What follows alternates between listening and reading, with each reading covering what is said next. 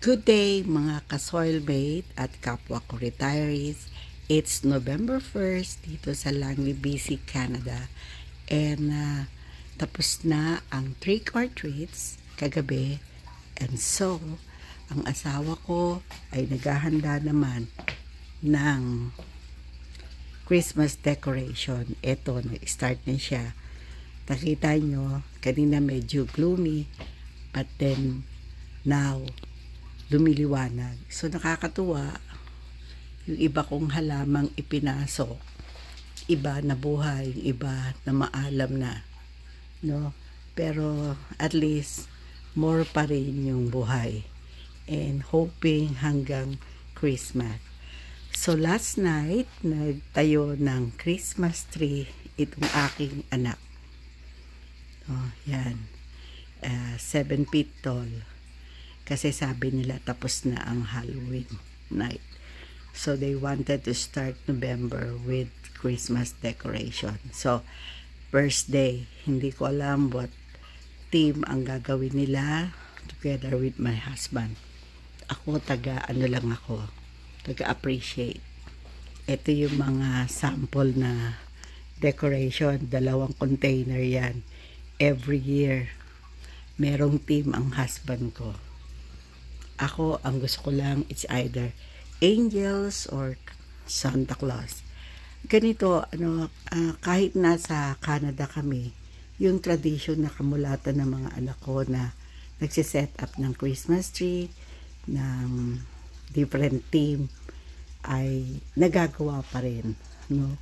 Kasi gusto namin kalakhan ng apo namin na ang Christmas ay something na pinaghahandaan at piniprepare mo hindi lamang ang decoration kundi yung sarili natin. Sabi nga ay babalik tayo loob sa Diyos kung meron tayong mga nakaligtaan ay na pasalamatan sa lahat ng mga blessings ay ulitin nating sabihin kay Lord how thankful we are for all the blessing and challenges He has given us in our life.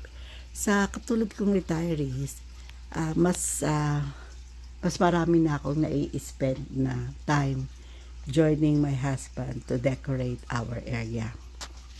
Kaya nga, nakakatuwa ang retired kasi hindi ka laging nagmamadali sa pag-asikaso ng bahay sa umaga. Kahit anong oras ka magising, pag feel mo na gusto mo nang tumayo, tatayo ka na. Pag gusto mo pang humiga, sige, maghintay ka, sabihin mo lang sa mga anak mo, ako'y magpapahinga muna at ayoko pang kumilos. Wala silang say kasi retire ka na. So, ganyan, dito sa Canada, may mga masasayang time, may nakakapagod, but para sa akin, yung nasa sayo yun eh. You will decide for yourself kung gusto mong maging masaya sa umaga, o maging grumpy, o maging negative. Pero sinasabi ko sa mga senior na katulad ko, hindi, pasayahin na lang natin yung buhay. Maiksi lang naman yun eh.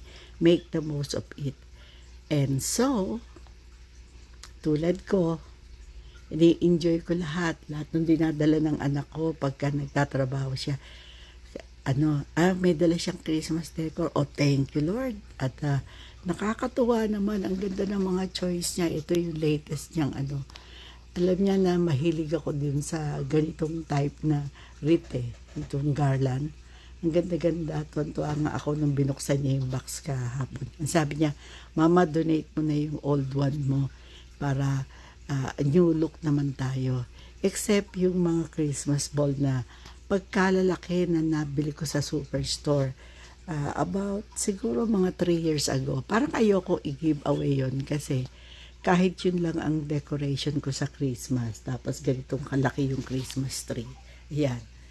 Napakaganda ng lagyan. Kaya, I hope mag-i-start, gagawin natin ng aking vlog would be yung day by day na decoration if I can, but if not, weekly yung update ko on my Christmas decor. So, this is all for now. Maraming salamat for watching. Enjoy your life, enjoy your day.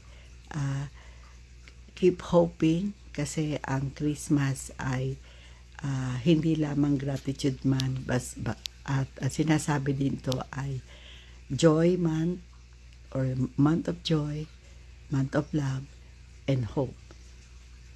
So, salamat mga ka-soilmate at kapwa ko retirees. Make the most of your day. Huwag grumpy. Bye for now.